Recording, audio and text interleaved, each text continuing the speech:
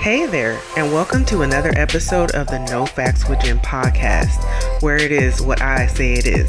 I'm your host, Jennifer Reed, and buckle up for some hilarious stories and my non-expert advice. Hi, everybody, and welcome back to No Facts with Jen. We're back at it again, and I have a special guest with me this week, my wonderful friend. Her name is Zora, and she is a published author.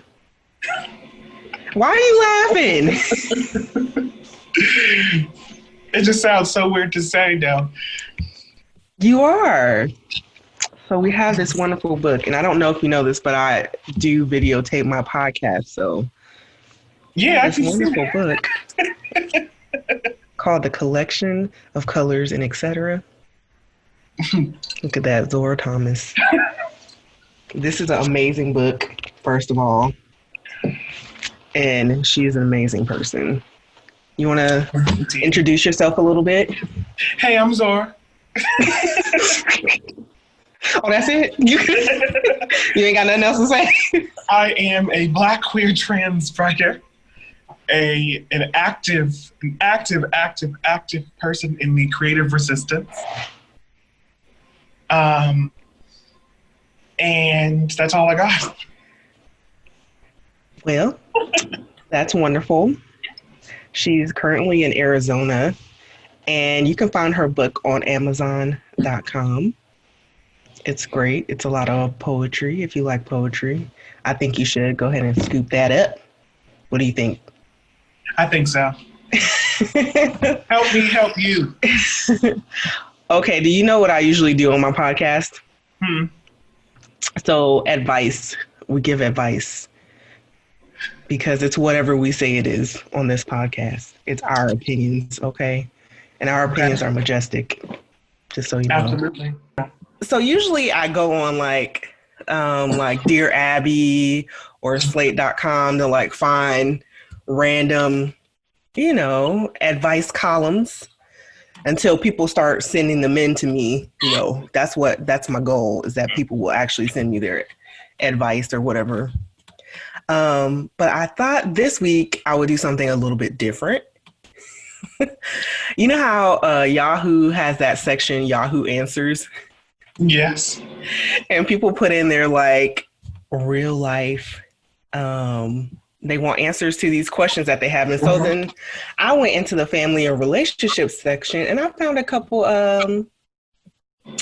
little questions that I thought we could talk about and I could get your opinion on.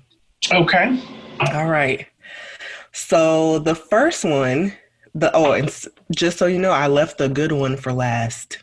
Oh Lord. Okay. I left the good one for last. Okay.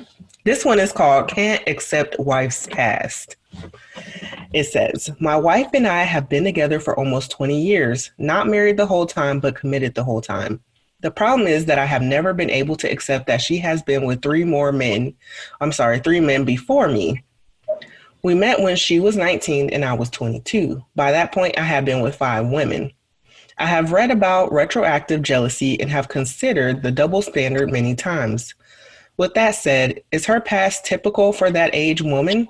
CDC says average lifetime partners is 4.3, and that puts her right at the average. Guess that is a good sign? I'm not looking to hear from any extremist saying she's a saint or a whore. My marriage is close to ending, and I need to hear sensible words from reasonable people. Is her sexual experience before me unacceptable?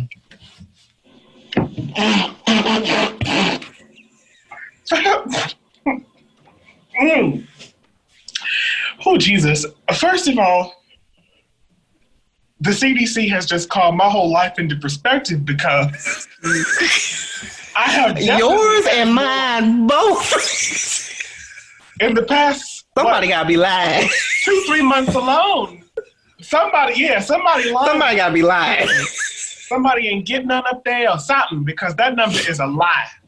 First of all, if you have looked into retrospective jealousy, then you should know how toxic this question is for a male to ask. It's very toxic. So it's okay for you to have had, he said, what, 5 before her? 5. Mm-hmm. And she had 3. First of all, that whole word before. If you're going to get into a relationship, you have to make a conscious decision to, before me does not matter. Correct. I agree with that. Because if you don't, you're going to end up bringing it like he did into his relationship, carrying it forward and present. So now you brought up something. What can she do? They have been together for 20 years. And you're just, that's my problem. Y'all been together for 20 years and now you just want to be like, oh, I'm having retroactive you need to be jealousy. Worried about the during. Question was 3 during. Now we have a problem. Absolutely. But before, damn you and you before. You're toxic for asking the question. It's a toxic question for me. And the thing that it cracks me up that he would actually look at into the CDC and what like the average amount of lifetime partners is. What? You're over it. You're over it. If we're going to talk about that, it's 4.3 and you had 5, 6 counting your wife. So let's reverse the question. Are you a whore? Should she be concerned? Exactly. Of course, if you flip the question, what are you talking about? It was before her. Exactly. So the same grace you want for yourself, give to her. 20 years. I know you're projecting because you're at the end of your marriage. He said he's at the end of his marriage. I hope this is not the situation what made it come to the end of the marriage. Like, but then again, if I were her, I'd want to leave too. Because if we go bring her some shit, 20 years and 3 men before you. It's time. At some point, you have to learn to let some things go. Like, that should have been let go a long time ago. Why you wait 20 years to be like, oh, now this bothers me? So what is your advice for that man? She should divorce you. She should divorce him. That's your advice. You need to be single. Does he need to be single though? Because now, if you think about it, if he's in his 40s and he meets somebody else, he ain't gonna meet somebody that's 20 again. Right? But he's not gonna be no virgin. They ain't gonna be only. Oh, I've only been with 3 men. Right. He's not gonna be no virgin. So just stay single then. There's my advice for you. Just stay single. Stay single. Because you're not gonna meet. Let that woman go. Let her live her best life. Because you tripping. That's the advice we have. Okay. All right. Let's go on to the next one. This one is, am I being too hard on my partner? Oh. I see a future with this man. I love him very much, yet there are just some things that I don't feel very confident about concerning our relationship, and it breaks my heart. I care a lot about my future. I'm going to school and working both full-time just to make it happen. My partner went to college before deciding it was too taxing, and now he doesn't even have the slightest idea of what he wants to do. This scares me because I imagine being with him in the future, but I want a family.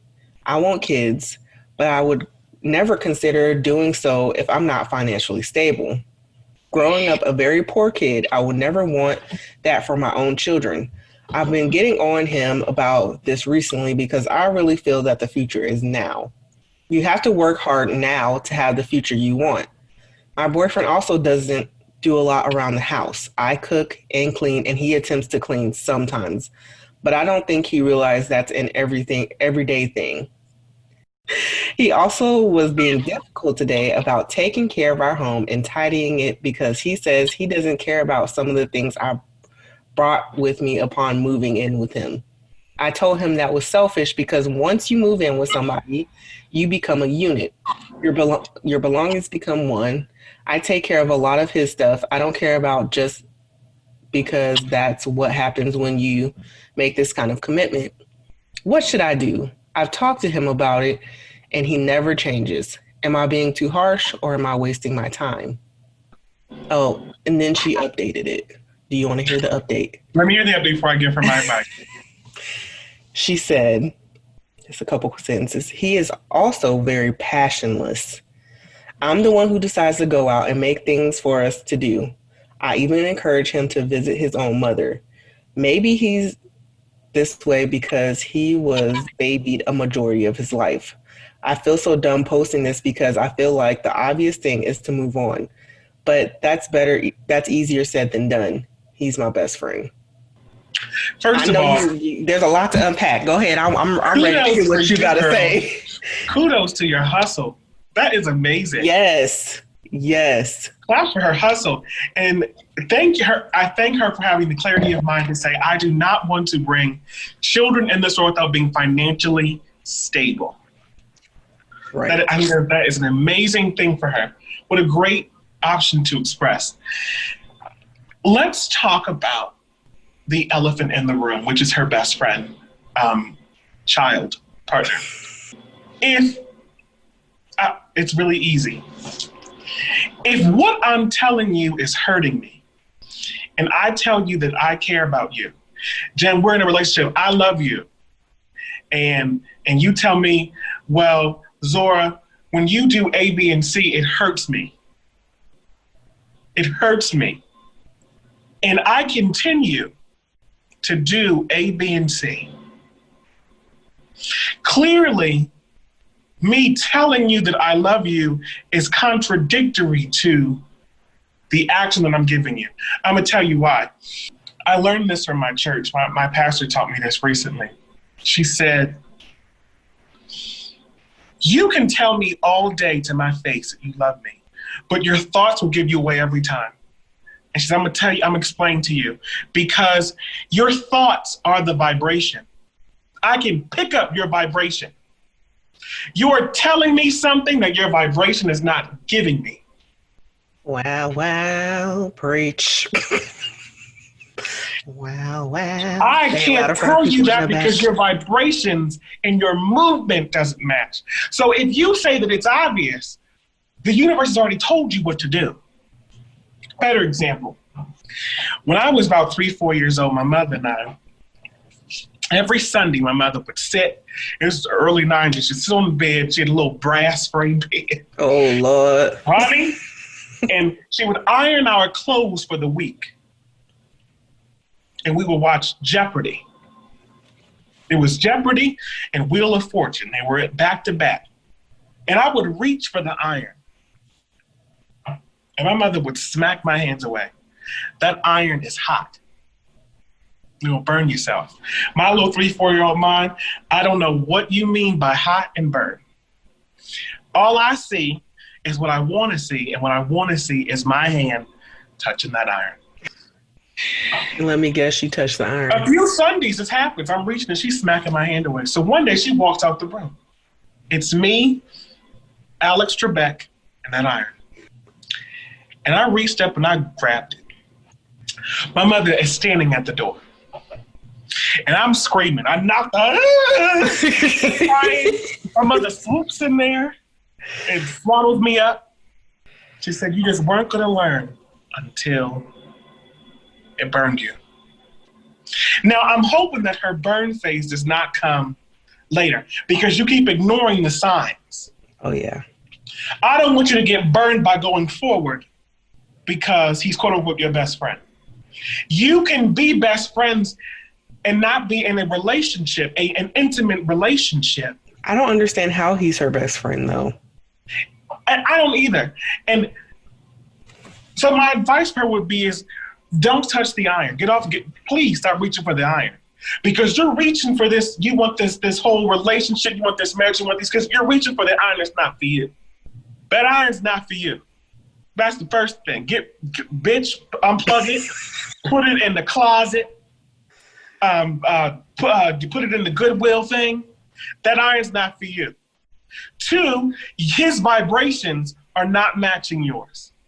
Not at all. She said she's going to school full-time. Full-time. And doing a full-time job. Working full-time, school full-time. coming home and come home cleaning, cooking, and he's not even going to school. He's not. Now, I don't know if he's not going to. Well, no, I guess he's not going to work because she said he doesn't have the slightest idea of what he wants to do. He's not cooking. He's not. She'll be a great mother because clearly she's taking care of a grown ass man. Oh yeah. Oh yeah. So get rid of the iron and stop and get rid of that vibration, because only a fool will cast their pearls before swine. I'm giving my best time. I'm giving the best of my peace, the best of my emotion, the best of my work to someone that's not going to get it. Someone's not going to appreciate it. There are plenty. There are billions out there. Literally billions. Who will return your affection and return your love and return your gratitude. Thirdly, get rid of his ass. Now, since you've been babied your whole life, go back to your mother's house, because clearly that is the place for you and the space for you to be nothing. So you do and do you. Now, in that time, you need to split and separate. Now, if he gets his mind right, he makes an attempt, because anyone that tries to make an attempt to change loves you. They're trying to change an attitude, trying to change their thought process, trying to get on a path to getting you back. Then, you give him inches. Until then, y'all need to live separate.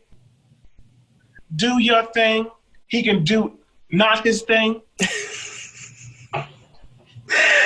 Oh man, I agree. I agree. I don't even know what to add to that. She has to encourage him to go visit his own mom. You right here, child. That's childish. That is childish. And then I feel like if he has problems with being babied, maybe he needs to go to a therapist and talk about that.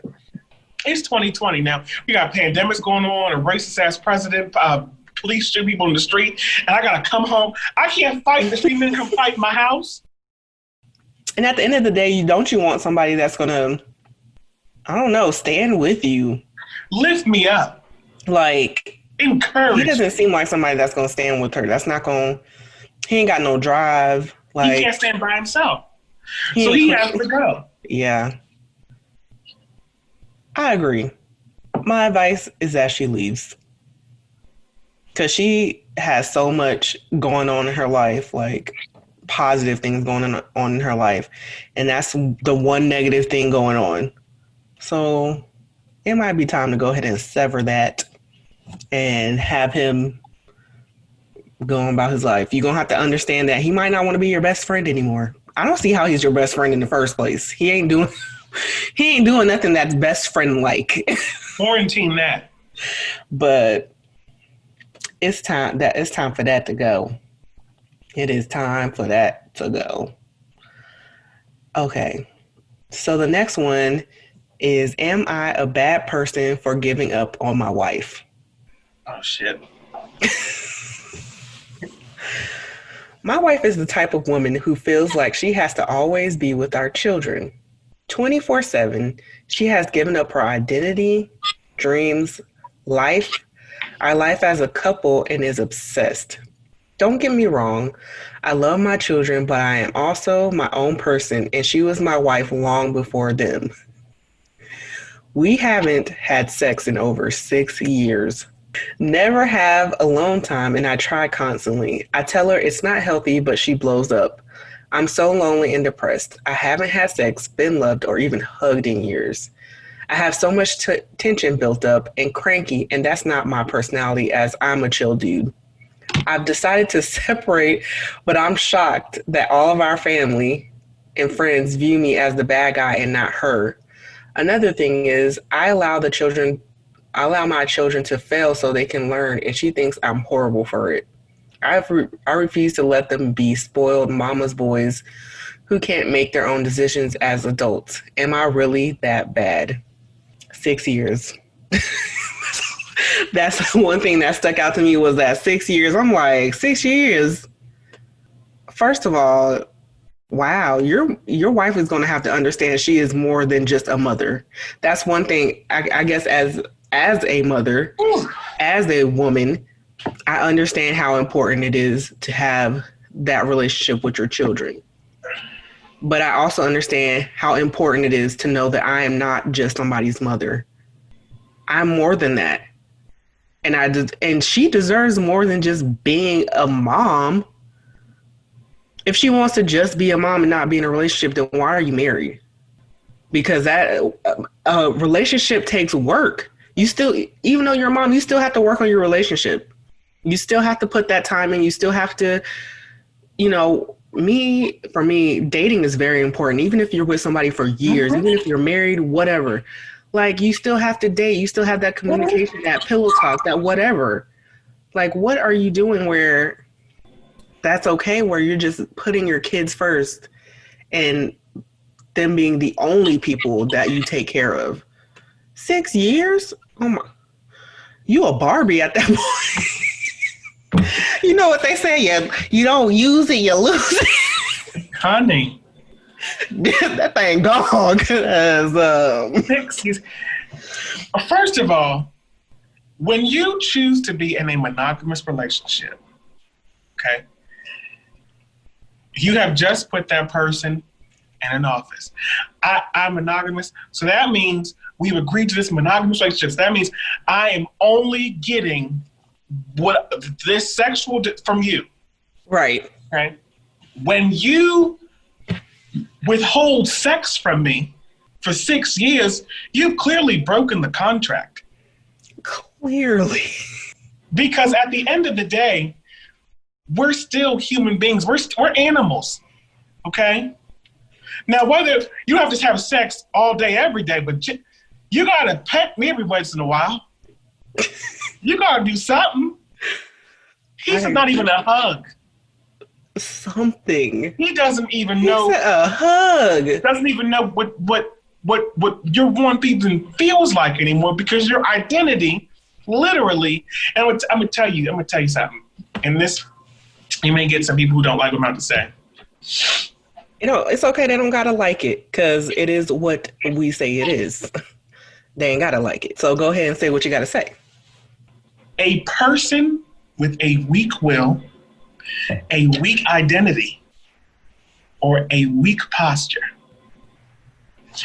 takes to another identity that they feel they need, and it becomes their sole purpose, because you have no identity. You didn't have one to begin with. So that goes with being a parent. That goes with being a partner, because you will find partners who are totally into their relationship so much and so into their partner that they have no kind of solitary thought for themselves. And not only is that dangerous, because you see it a lot with people who are controlling. Oh, yes. You controlling over their partners. Well, where are you going? Well, why can't I go? Well, I'm supposed to be your girlfriend. Oh, I thought you loved me. As a weak will, a weak posture, and a lack of identity. You being a helicopter mom shows a weak posture, a weak will, and a lack of identity. Because when you're in a relationship, I don't give a damn. I know folks say, yeah, my kid comes first. It's me and my partner against everybody else. Because we share a bed together, we share a love together, we share a foundation together. So you can't fault him for trying to leave a toxic situation for him. Because if what you're doing is hurting me, your lack of love and affection is hurting me. And I'm telling you that your lack of love and affection is hurting me, and we made a choice to be monogamous, I have to go. If you're a great mother and a horrible partner, if you're a horrible partner and a horrible mother, did you see what I'm saying? Good partner and horrible, your identity is multifaceted. With you saying that, it makes me think, like, I wonder if before she had kids, she was obsessed with her relationship. Probably. Or she found something to obsess to. Right. because there had to be a before him. I find something to obsess to. This is my world. At the end of the day, go ahead. I am the center of my world. Right. Whether I have kids or a partner or not, I am the center of my world, because if I don't take care of me, how am I effective in any kind of ship that I'm in? You're right. You cannot effectively be good at anything if you are not taking care of yourself. You can't take care of somebody else if you can't take care of yourself. Ooh, this just came to me. Ooh, thank you. Yes, go ahead. I gotta make a live video after this because this is good. Speak. Because our own self-identity is multifaceted, because I'm the center of who I am. I'm the center of my world. But I can also be an anchor to somebody's ship in this relationship. I can be the wind in a sail for another. Yep. I can be the rain for somebody else. I can be the sun for somebody. I can be the moon for somebody. Do you know why? Because I'm all of those things for me. Wow. Because I take care of me first. I can't give you no anchor. I can't give you no sun. I can't give you no rain. I can't give you anything if I don't come first. And she definitely is not putting herself first. I'm guessing she's probably, at this point, I'm not going to say she let herself go. She probably has, though, because she doesn't worry about herself. What kind of self-care is she taking for herself? Does she have friends? Like, is it just you know what I'm saying? Is it just your kids? Like, you don't have friends? You don't have, like, what are you doing? My advice would be for him, honey, you better go. It is 2020. We got so much going on. He has so much life to live. And you talking about 6 years with no sex, no affection, no hug, not even a hug. Like, how did you go that long? I don't even know how he went that long. It's time to go. I bet it is just destroying his self-esteem. Mm-hmm. And destroying his self-worth, because the person that I chose to be with in this monogamous agreement, in this monolove agreement, is not loving me back. People don't take that into account. All they're saying is, well, oh, he's just leaving because he just wants to have sex. He just wants to do this. You have no idea how damaging that is. Absolutely. Oh my gosh. It is damaging to the agreement. It is damaging to the mind to take that and withhold that affection from somebody for 6 years. It makes them feel awful. Honey, go. And you cute, slide me your digits, because mama likes all genders, all sides, shades, on you. I'll give you 6 years worth of love. If y'all want to know, Zora is single. I mean, you'll get 6 years worth of love in about an hour. So beautiful inside and out. So I'm just saying, if y'all go on nofactswithjen.com and y'all see, y'all want to know more about Zora, let me know. I cook, clean. Let me know. I got you. I make money. She does it all. Okay. All of it. She is a published author. Okay. That is an achievement in itself. Just saying. Take care of yourself. Absolutely. Like, what is that? I couldn't do it. Not 6 years. Lord. I couldn't do it. Lord. I couldn't do it 6 months. If I chose to, we made an agreement that I was only going to do this with you. You would 6 months. I'd have been out there. You ain't give me nothing. You ain't touched me in 6 months. Okay. If you don't give it to me, I'm an animal. I will go find it somewhere else. Yeah. So props to him for not going somewhere else. Exactly. And what is that old saying? What you won't do, somebody else will. And for him to sit there and wait for 6 years and not cheat or anything, that is like amazing. He need to go find somebody else though. Ain't no way. I wouldn't be able to do it. What did Fantasia say? If you don't want me, then don't talk to me. Want me, then don't talk to me. Then go ahead and free yourself. Go ahead and free yourself. You better go free yourself, honey. Yes, you're right. He does need to free himself, because that is That's ridiculous. That is sad. I couldn't do it. I couldn't do it. Okay, so this is the last one. Oh, God. Let's see what this one is. This one says, titled, I know my husband is sleeping with my best friend, and I don't know how to deal with it. They don't know that I know. What should I do next? All right. Okay. Oh, Jesus. All right.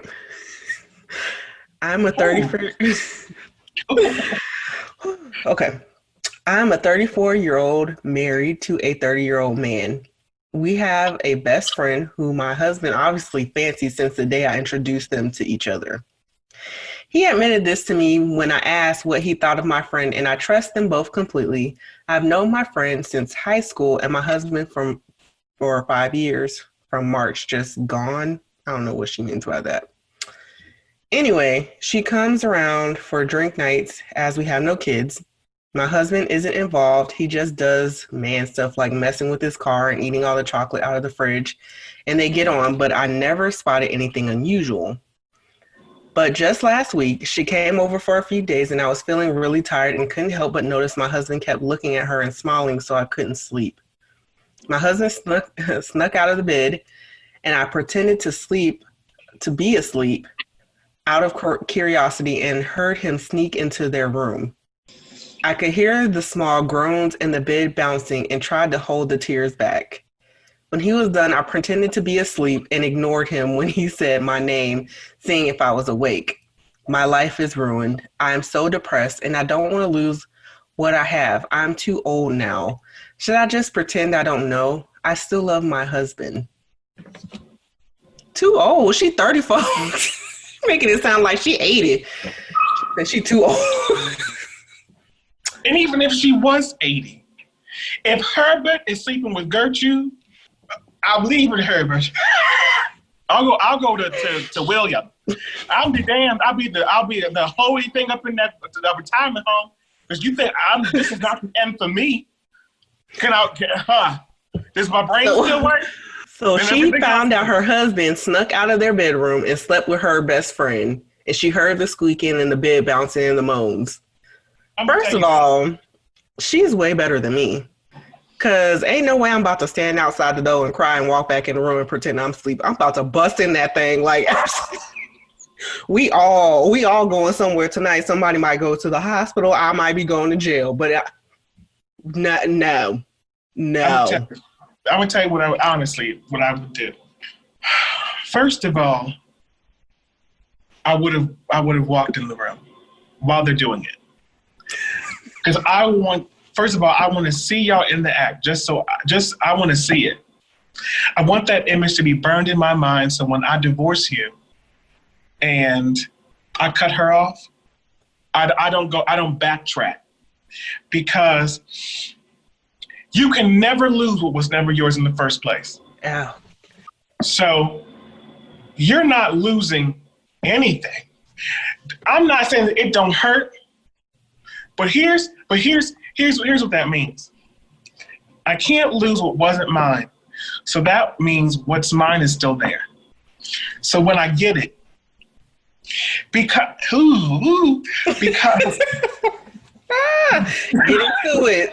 Get into it. Because I don't believe in this whole thing that my soulmate is lifelong. Because trust me, there are some, been together 80, 90 years. All right, good for you. But if we come to the end of a thing, if we together for 6 months, 8 months, and when it comes to an end, I don't feel empty when you leave, because I got the connection and I got what I needed from you, and you got what you needed from me. We're leaving each other full. We are leaving this place full. If I have to get rid of you and I feel empty, you didn't belong to me. That means you were a drain. Preach it. That means you were a drain. If we separate and I am full, I want the best for you. We can see each other passing each other like, hey, man, we exchanging Dapping like, it yeah, up. yeah, we dapping it up like that. There is nothing.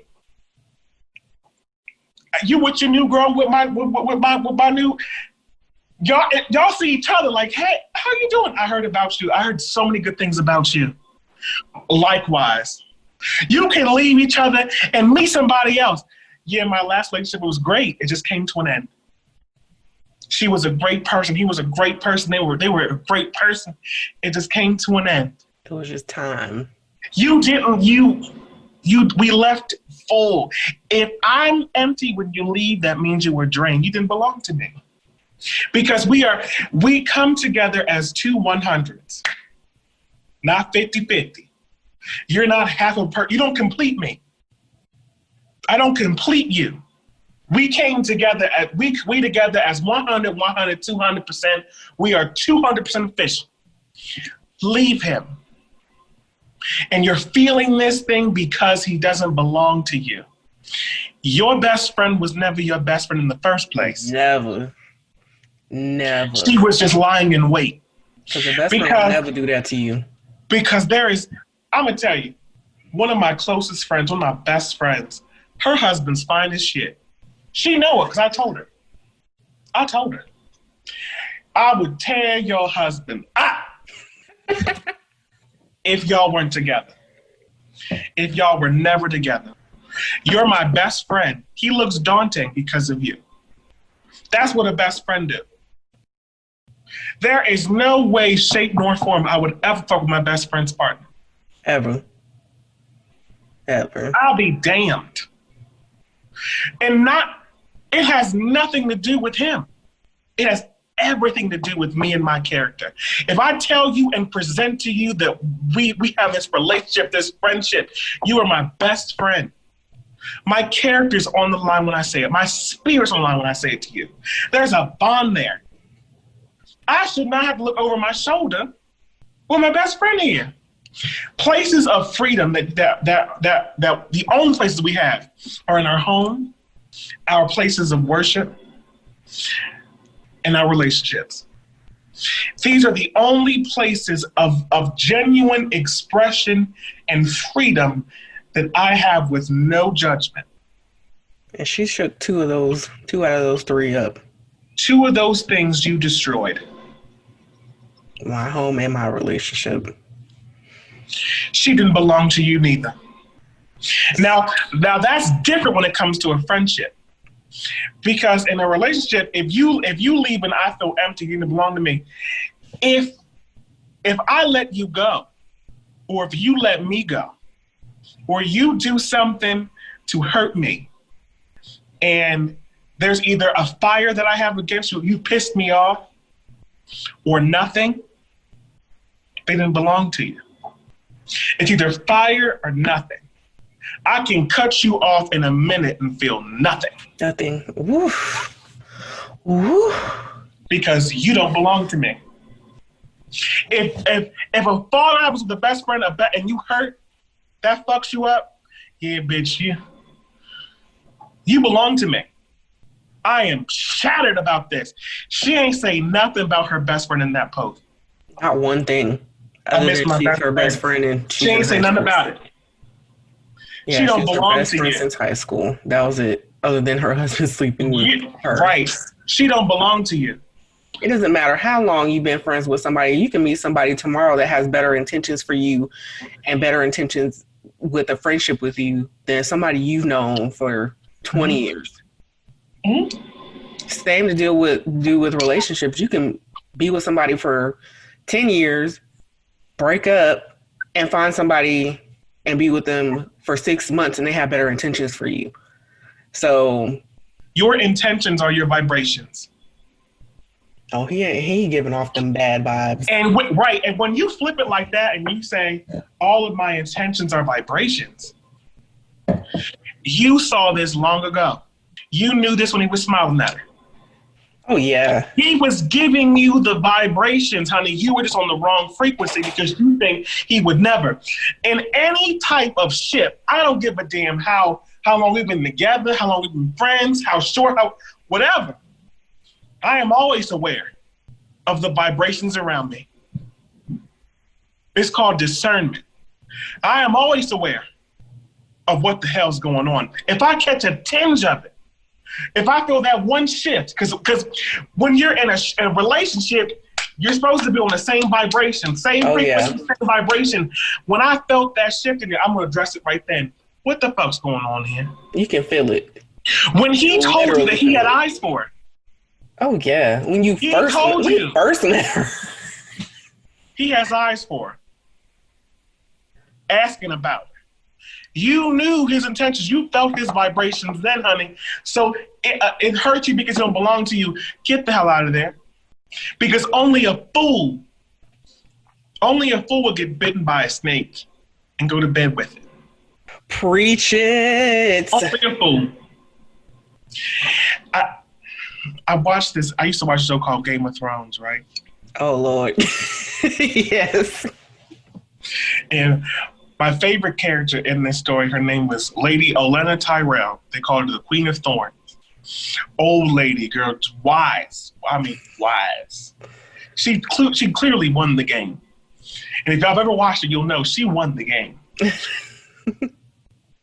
She said, my only mistake was for not having a more active imagination.